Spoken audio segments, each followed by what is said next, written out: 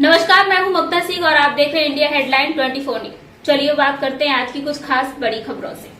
रीवा विंध्य में कांग्रेस पार्टी को मजबूत करने वाले स्वर्गीय विधानसभा अध्यक्ष श्रीनिवास तिवारी के पुत्र व स्वर्गीय पूर्व सांसद सुंदरलाल तिवारी के पुत्र सिद्धार्थ तिवारी भारतीय जनता पार्टी की सदस्यता ले ली है। 2 दिन पहले भोपाल में मुख्यमंत्री शिवराज सिंह चौहान व प्रदेश अध्यक्ष वी.डी. शर्मा के हाथों सदस्यता ग्रहण कर आज रीवा पहुंचे हैं। इस दौरान उनके समर्थकों ने जमकर स्वागत किया। भाजपा कार्यालय पहुंचने पर वहां भी पहले से उपस्थित मंत्री राजेंद्र शुक्ल, विधानसभा अध्यक्ष ग्रीस गौतम, सांसद जनार्दन मिश्र, जिला अध्यक्ष व विधायकों के साथ सैकड़ों पदाधिकारी कार्यकर्ताओं ने स्वागत किया। राजनीति में नहीं हूँ, 4 साल ही मुझे आया हूँ।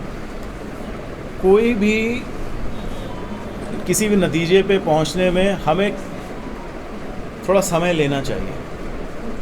मैंने अपने परिवार में ये सोचा है कि किसी की आलोचना सिर्फ करने के लिए नहीं करनी चाहिए। इस कारण से जब कांग्रेस पार्टी भारतीय जनता पार्टी की आलोचना करने को कहती थी तो उस आलोचना के पहले मैं चीज़ों को पढ़ना चाहता था और मैंने पढ़ा।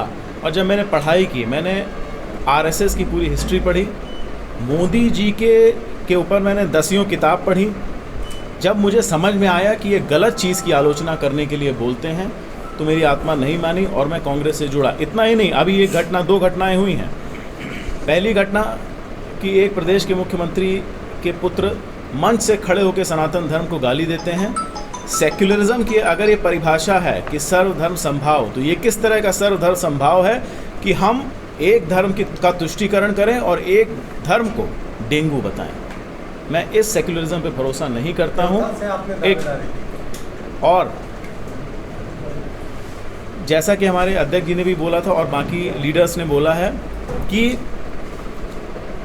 इंडिया अलायंस की स्थिति ये हो गई है जिसको अंग्रेजी में वर्ड कहते हैं डेस्परेट। ये इतने डेस्परेट हो गए हैं कि अब जाकर के हमास का सपोर्ट करने को भी तैयार हैं। मेरी आत्मा इन चीज़ों की गवाही नहीं देती, इसलिए मैंने कांग्रेस छोड़ करके भारतीय जनता पार्टी ज्वाइन। इस बात क्या आश्वासन? मैंने भारतीय जनता पार्टी की रीत नीति से प्रभावित होकर हमारे यशस्वी प्रधानमंत्री, हमारे ग्लोबल लीडर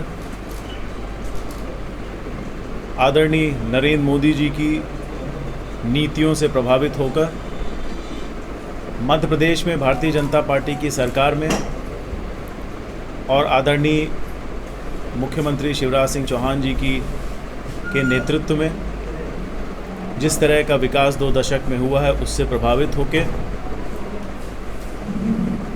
हमारे भारतीय जनता पार्टी के प्रदेश अध्यक्ष आदरणीय वी.डी. शर्मा जी से प्रभावित होकर के भारतीय जनता पार्टी ज्वाइन की।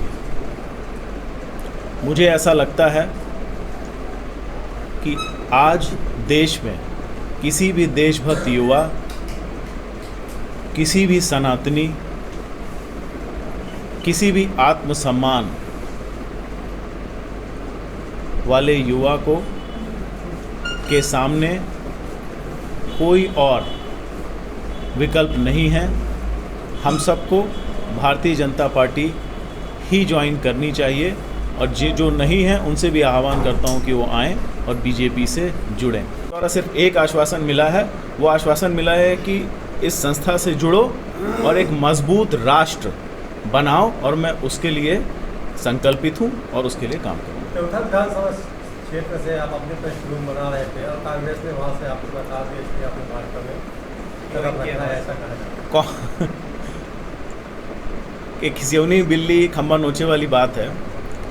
कांग्रेस से मैंने लोकसभा चुनाव लड़ा, अभी तक कोई टिकट नहीं मांगा मुझे। अब चूंकि अब ये बात कर रहे हैं इसलिए कह रहा हूँ, मुझे कांग्रेस के वयोवृद्ध नेता प्रदेश के बुलाया, उन्होंने कई बार बुलाया, महासचिव के साथ के माध्यम से बुलाया कि दोनों बैठेंगे, घंटों बातें हुई, हर तरह के प्रलोभन दिए गए। बोले तुम्हें लोकसभा तो लड़ना ही है, इतना ही नहीं हमारी सरकार बनने वाली है, हम तुमको कैबिनेट का दर्जा देंगे।